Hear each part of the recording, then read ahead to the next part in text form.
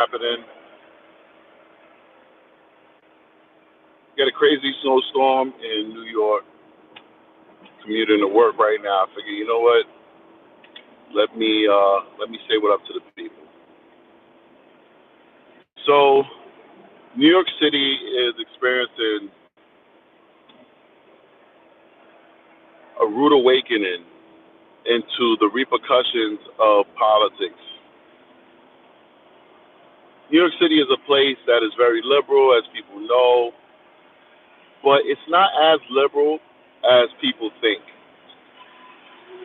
People think that New York is the type of place where, people are interested in socialism, and this is not the case. New Yorkers are very generous.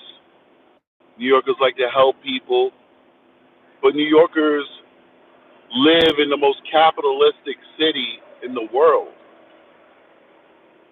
But their generosity often can get the best of them, and now New Yorkers are realizing the consequences of elections. The consequences of elections. See, right now, the mayor of New York City, Eric Adams, big shout out to Sam Ryan, appreciate you, good morning to you. The mayor of New York City is rolling out a plan that he's going to give, starting out with 500 families. Mind you, it's going to cost $54 million. $54 million. That's the pilot program. The pilot program, $54 million. New York City is going to give 500 migrant families up to $1,000 a month to buy food. Now, I got to tell you this, guys. Be honest with ourselves here. There's almost no American families in this country that get $1,000 a month in welfare. Ken Tuart is in the building. Appreciate you, man. Good morning to you as well. There's almost no American families. And listen, I'm not an expert in welfare. All right? God has been good to me. I mean, I was on welfare when I was a little kid, but I'm a professional now. I don't have to deal with that. So I don't know definitively, but I know what I've heard and I know what I've read. And if you guys know better, then please tell me in the chat. But there's very few American families who could even think about getting $1,000 a month in cash assistance. Now you have Americans who get housing assistance. They get a little bit of cash. They get a little bit of this and that. But $1,000 in hard cash, I don't know about it. I've never heard that before. And many eons ago, when my family was poor, we certainly didn't see that kind of money. And my mother had a household of four children rather. So New York City is going to give up to $1,000 to migrant families to buy food because the migrants who are supposedly here because they're running from hardship in their country where the government is supposedly going to kill them. When you speak to them, they say there's no economic opportunities in their country and all that good stuff. Those same migrants who are beggars, right, coming into this country begging, asking us to do right by them, to take care of them, to give them a slice of the American dream, those people are saying, we don't want to eat the free food that you're paying for with your tax dollars. We don't want that. And so now we're supposed to believe that it's cheaper to give them up to $1,000 a month for them to buy whatever they want. And that's somehow going to save us money. I think that's bollocks. It's bullcrap. Vicky's in the building, says they calling from Malaysia. Big shout out to Malaysia. Thanks for coming through supporting the channel as I drive in this blizzard. Check this out. See if I can switch it around. Show you guys what we're working with out here. it. Straight up blizzard out there. All right. We're supposed to believe there's not going to be any fraud. We tell you what people do with welfare sometimes. Not everybody. There are a lot of people who need the assistance, and they're doing what they're supposed to do with that assistance, and they're feeding their families, etc. Let me tell you what some people do, and what these migrants are most likely going to do. They're going to go to these stores. I've seen this happen with my own eyes when I was growing up. They're going to go to these stores. These small bodega stores are struggling to get by, and when people are struggling, they sometimes do things that they shouldn't do. They're going to go to the store. They're going to give that card with $1,000 on it. The store is going to give them $800, $700 in cash.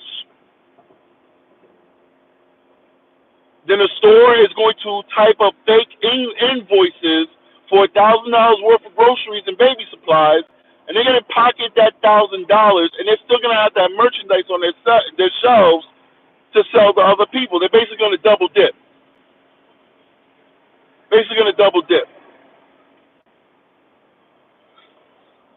That's what's going to happen with this program. What is the incentive to stop people from coming here illegally if we're saying in New York, we're going to give you $1,000?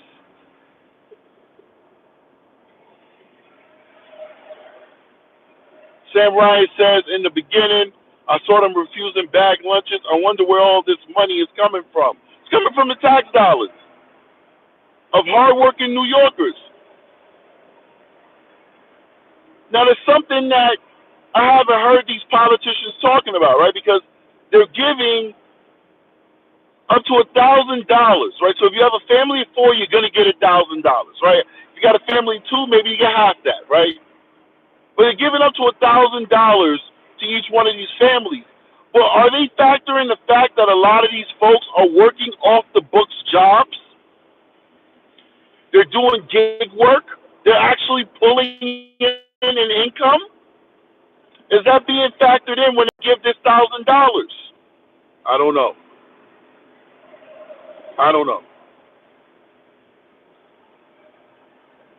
Listen, I'm a reasonable person. Hit the like button. Big shout out to Roy Rodriguez, calling from Rio de Janeiro.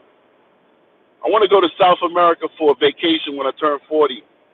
But there's just alerts everywhere I wanted to go saying, don't go, your life is in danger. So I don't know what to do. I wanted to go to Asia too, but unfortunately that flight is so long, man. I don't know if I want to sit on a plane for 21 hours. So that's why I switched over to South America, but, that's not safe right now. But anyway, oh boy, hold on. Roads are getting crazy. All right. Zulu history lesson here. Mark Becker in the building. What's up, brother? Do a quick history lesson. I blame a lot of these folks. I want to say this, man, because I talk about the migrant situation a lot. And yes, it's a problem. Yes, I do believe that these folks are taking advantage of the asylum process. Yes, I do believe that probably 80% of these applications are going to be denied. Yes, I believe these things, right? I think the facts bear it out as well. It's a reality. But I also understand that a lot of these issues that we see happening in South America are as a result of Americans' foreign policy. I recognize that Venezuela used to be a thriving country, and then when they went socialist with the Hugo Chavez, America started putting sanctions on them, and now we're where we at right now. Shame on us, yes. But at the end of the day, I believe in the rule of law. At the end of the day, we have rules we have to live by, and people have to respect those rules. And we're not getting the doctors and the lawyers of these places. We're getting the very poor, uneducated folks who in many instances were engaging in criminality in their own country. So then what do we see? We see We see things like what happened in Times Square in New York City, where a migrant tried to rob a store, tried to shoot a loss prevention worker, ended up shooting a Brazilian tourist who's here spending their money in America, and then engaged in a shootout with cops. And the streets were so packed that the police officers didn't even feel like it was safe to return fire. That's how dangerous and reckless that migrant kid's actions was, that the cops didn't even feel like they could shoot back at him without hurting somebody innocent. Those are some of the folks that we're getting.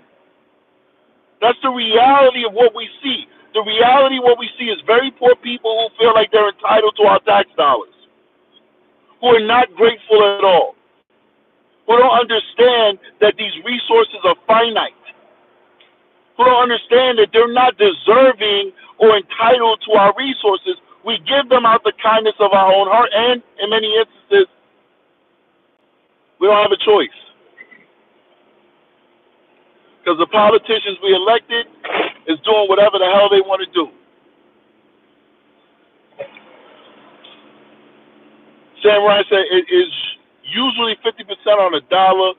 A man in my town, Gainesville, he traded food stamps for cash. The store owner and the person selling their SNAP cards went to jail. 50% on a dollar. T. Williams in the building. What's happening, brother? Said be careful driving in the snow.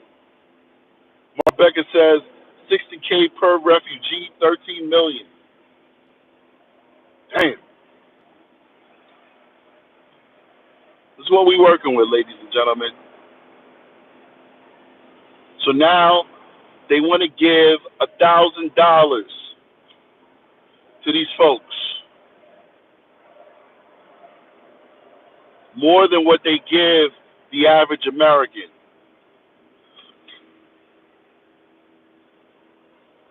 And I don't understand why our politicians, our elected politicians,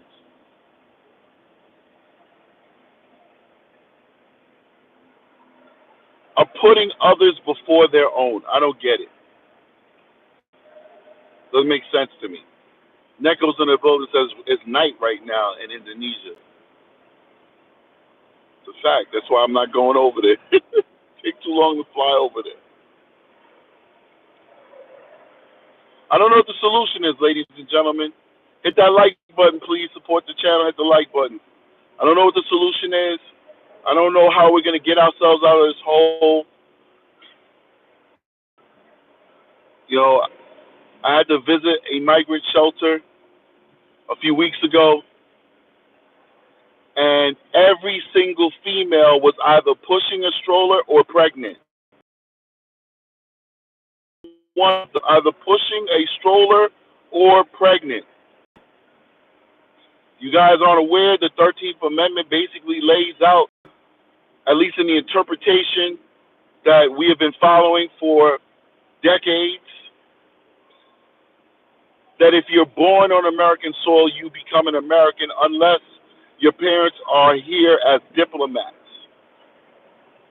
If your parents are here as diplomats, they're on a diplomatic mission, they're ambassadors. If you're born on American soil, you're not an American. But if you're born on American soil in any other means other than that exemption, you become an American.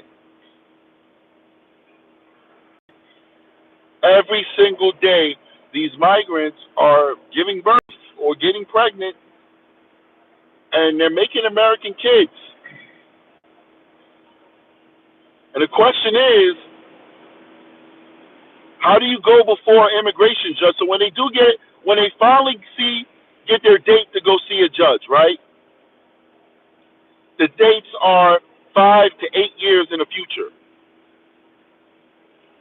So let's take the high end, right? 8 years from now, when that person goes before the judge, and they're already giving people permission to work and all that stuff. 8 years from now, they go to a judge. They got a job. They got an 8-year-old American child. Is there any guarantee that judge is going to say, okay, I've heard your case. and you got to go back to Venezuela. Is there any guarantee that that's going to happen? It's probably not going to happen. It's one thing when you go before that judge and you're a criminal and you've done nothing but get in trouble in America since you've been here. It's one thing.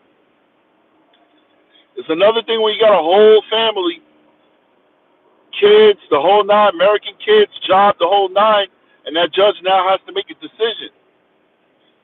It seems like our politicians are setting us up for failure.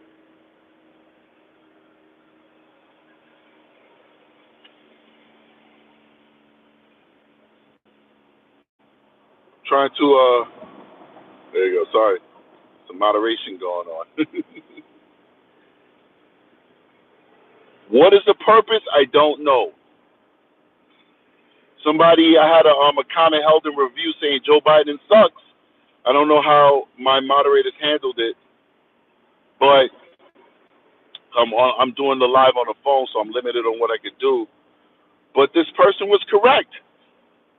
Why is Joe Biden refusing to use his executive authority to handle this border situation? Why is he not lobbying and proposing bills to Congress to support Texas, Arizona, New York, Chicago, Washington, D.C., Denver, and all and states that are dealing with this influx of migrant spending? Regardless of what your political belief is, whether you're Republican or Democrat, Republican and Democrat, and at the end of the day, for politics, a federal issue. Regardless of whether it's a Democrat in office or a Republican office, this is a federal issue. Since when are states supposed to deal with immigration? Since when is it the purview of a state to deal with our foreign policy? It is not. It is the job of the federal government. Why isn't the federal government helping Texas, Arizona, Nevada, New York, Chicago, Denver, etc., Washington, D.C.? Why? Why? I don't know. I'm going to tell you this, guys. Like I told you, I don't know exactly who I'm voting for. I know I'm not voting for Biden, but there are other candidates on both sides. I will tell you that a defining factor as to the border, more so than inflation, more so than the economy, because if we have a steady hand, the economy will heal itself. Inflation will handle itself. Why? Because this is America.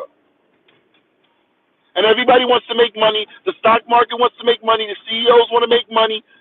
They'll work it out. It always does. But what seems to not be able to work itself out, apparently, is immigration, is the border. So like I told you, I don't know exactly who I'm voting for, except it's not going to be Biden.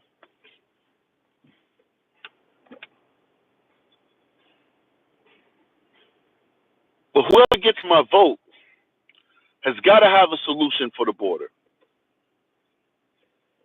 Blunt Man in the building says we need a leader who retracts everything. Sorry, but time to go. It's sad. I can be sad while still knowing what we're not able to save the world. Yep, that we're not able to save the world. Absolutely, I agree with you 1,000%. I'm sorry I'm reading crazy, but obviously I'm multitasking, so you guys got to forgive me. You're right. You're right. We can't save the world.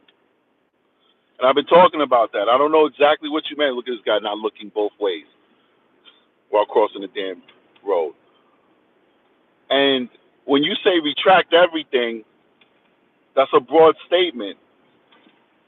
And I've been talking about that for a little while before I got banned by YouTube. I've been talking about us going back to the Monroe Doctrine.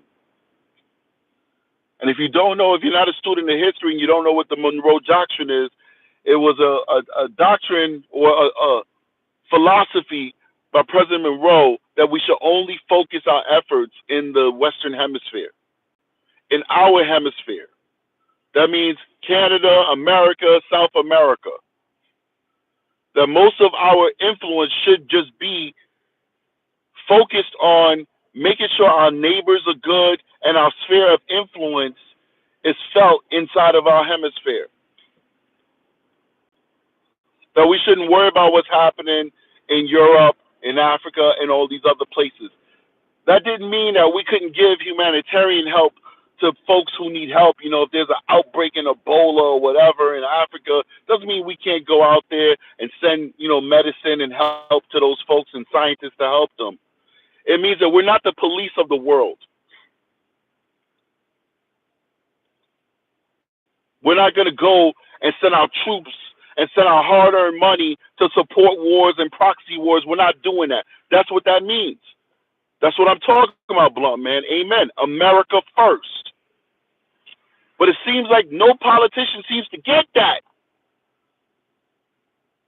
I haven't seen it on the left or the right where somebody truly commits that America must come first.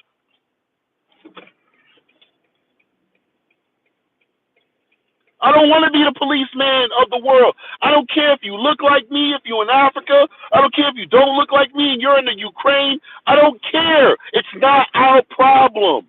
Who cares if Ukraine becomes a Russian state? I don't care. I'm a goddamn American.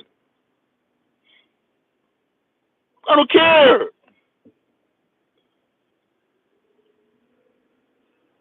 I don't care what's happening in Germany and Japan and China with Taiwan and all that bullcrap. Do you guys know the history of Taiwan?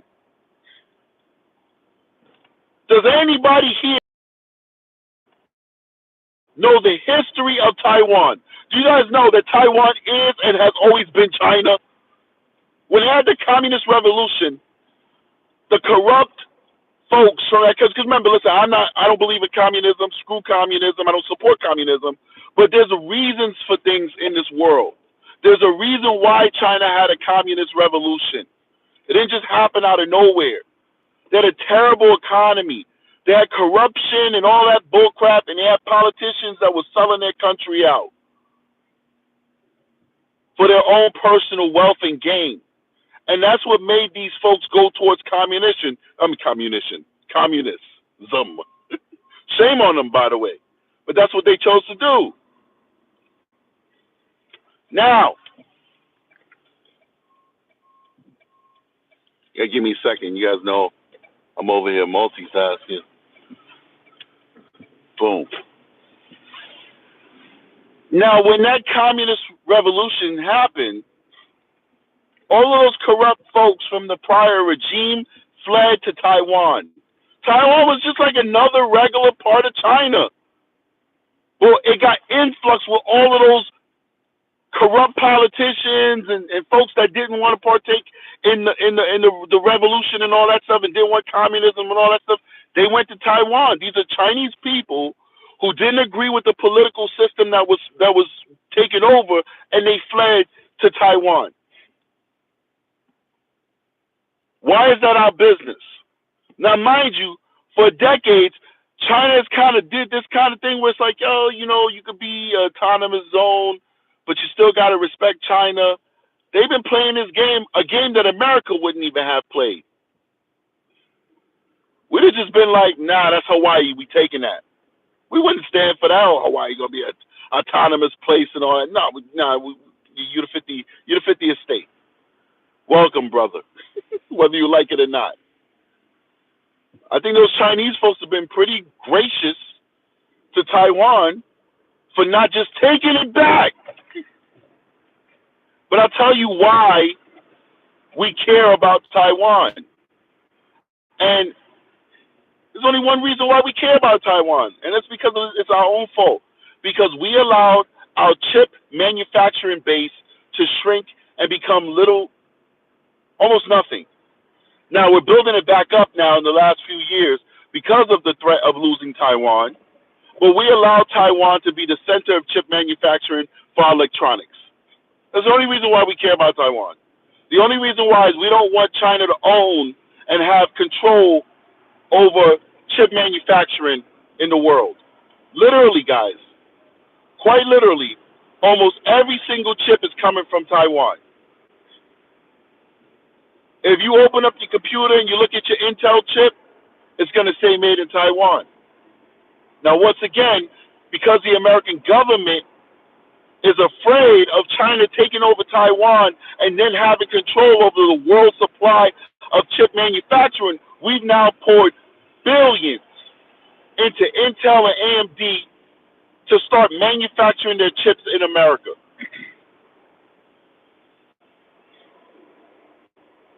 Somebody says chips with a question mark. Computer processors. SOCs.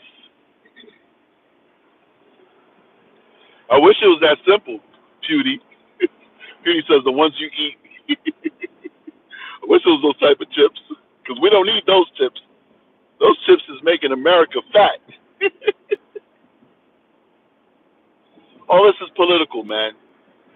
I'm tired of us being Team America World Police. If you've never seen that movie, do yourself a favor, go watch it. Team America World Police. Do yourself a favor and go watch that parody movie, and it will explain our foreign policy. Team America World Police. Blunt Man says, made in blank is why we care about most places. Either that, they have something we want, or they're fighting with one of our enemies. Amen. That's American foreign policy right there in a nutshell. I'm tired, ladies and gentlemen. When I was poor, and I'm going to let you guys go in a second, I want to focus on the drive. When I was young and I was poor, it was easy for me to blame inequality for my circumstance,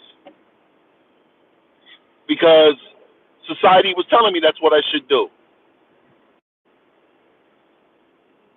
It was easy for me to imagine that America's resources were unlimited and my country was just being unfair with me, and that's why they weren't giving me my slice of the pie, a slice that I didn't earn. And then I woke up, and then I went to college, and I got educated, and then I got a career, and then I started making money, and I started realizing how much of my tax dollars were being siphoned away from me to pay for things that don't benefit me and my family. I started realizing how unfair this country is to the middle class. I started understanding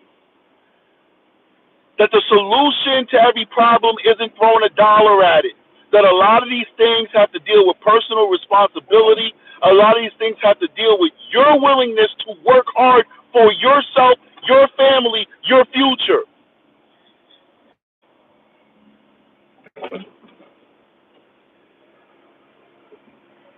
Nothing is for free, ladies and gentlemen. Nothing. And I don't understand why our politicians just can't be honest with the American people and explain that to them. Nothing's for free.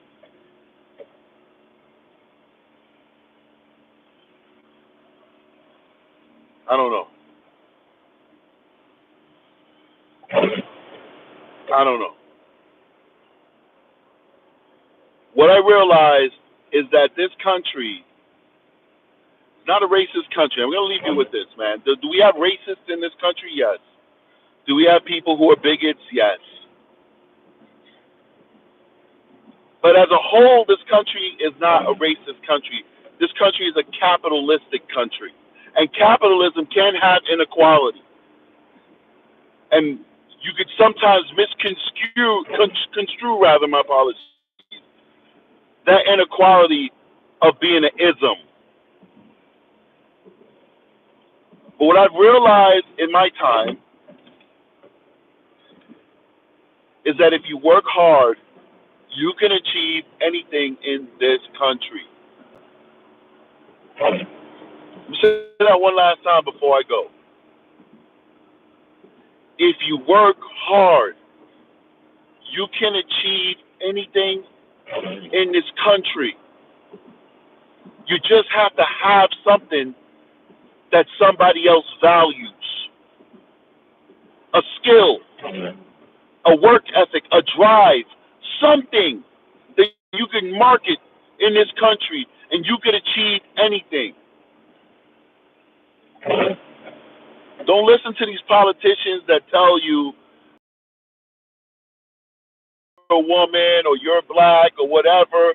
Is it a Absolutely. I'm a black man. I'm testament to that. I can tell you tons of opportunities that I missed out on, possibly because of who I am. But I can also tell you that if you don't give up, there'll be other opportunities. And this is the best bet that you have in the entire world. This imperfect nation is the best opportunity in the world to succeed. Go anywhere else and you won't experience this. Go to Britain. See how they treat their migrants. See how they treat their minorities over there. Go to France. See how they treat those people over there. Go to parts of Africa. Go to the Middle East.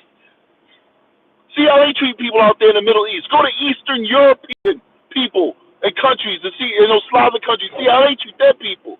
This is the best country on the goddamn country. I can't even speak. I'm losing my mind. This is the best country in the goddamn world.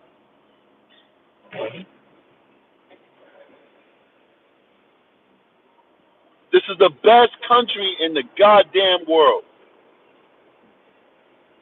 And the only limitation is your imagination and your ability and willingness to work for what you want. That's it. Now, does that mean we're perfect and we stop trying? Absolutely not. We keep trying, we keep pushing forward, but America's never been about stopping. America's never been about that. America's always been about keep pushing forward. 50 years ago, I couldn't even have this conversation with some of you folks. I couldn't even ride on the front of the bus. Maybe 60 years ago. My apologies. I couldn't even ride on the bus. I couldn't even drink from the same water fountain of some of you people. Look where we're at right now. Yet people talk about this country like this is the worst country that ever existed. Look at all the progress we made within one generation.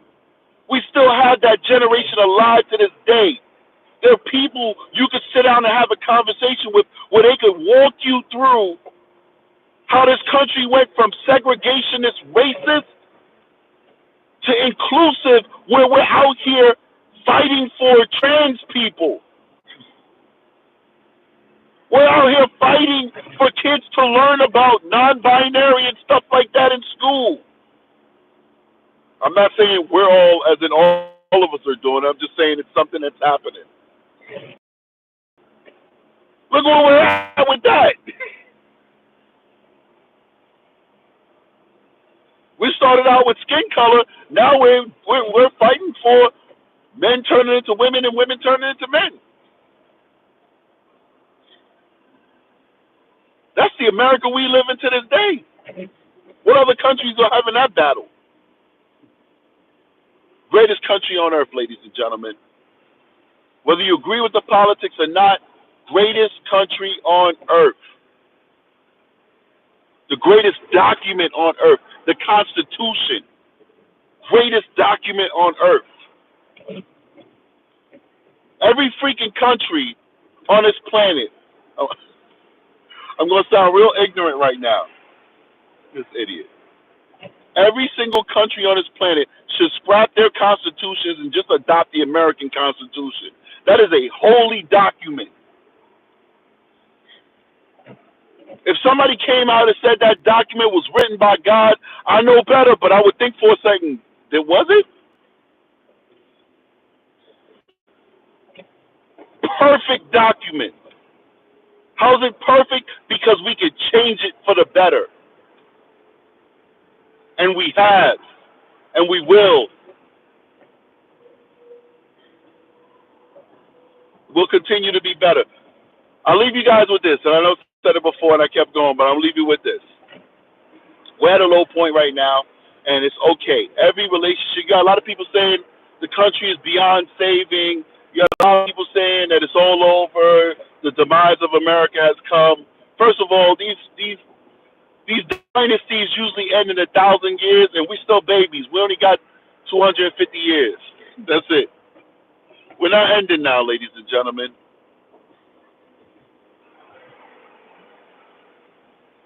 We're at a low point right now, and that's okay. It's okay because every single person on this planet has their highs and their lows, and this country is alive because we are this country. All of us together are this country. So this country is not an object or a thing. It's alive. It's an organism. It's an entity. It lives. It breathes. Every country lives. America lives. America is an organism. It's alive. We are America. America is us. And yes, we're going through a low moment right now. This organism, this creature that is America, we're going through a low moment right now. But that does not mean that we're defeated. Have faith in America. For all of you who are watching this and will watch this, if you proclaim yourself to be a patriot, if you proclaim yourself to love your country, you should have faith in your country. You should have faith that we're not over with, that we have the capacity to save our country. We have a capacity to change. We are a country that's dictated by elections. Do your civic duty. Do your research. Vote the right person in. And watch America become great again. And I'm not saying that to perpetuate any particular politician.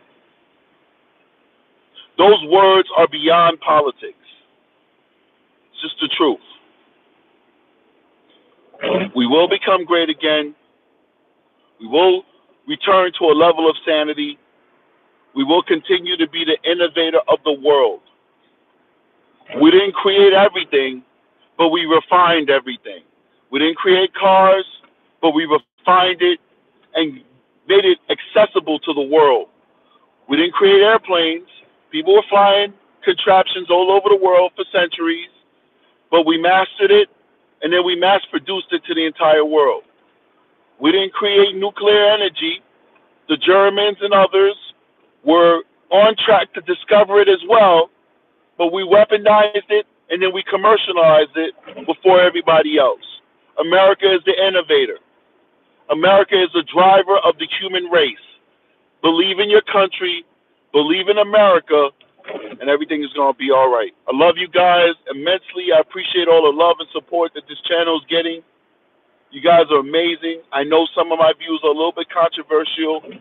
If you disagree with me, let me know in the comment section respectfully, and I'll definitely respond to you. And, you know, maybe we can even have a debate on the show. It is what it is. Anyway, I apologize I didn't do a show yesterday. It was the Super Bowl, so, day before yesterday was the Super Bowl, so I didn't do my usual Sunday show. I'll make it up to you, and we'll do an extra show sometime during the week. Before I go, big shout out to everybody who joined me in the chat, was participating. T. Williams, Sam Ryan, Blunt Man, Putty, if I'm saying that correctly, or Pooty, Mark Becker, Not the Real Galaxy, and everybody else who participated in the chat. You guys are amazing. I'll see you guys on the next one. Strategic is out of here. Peace.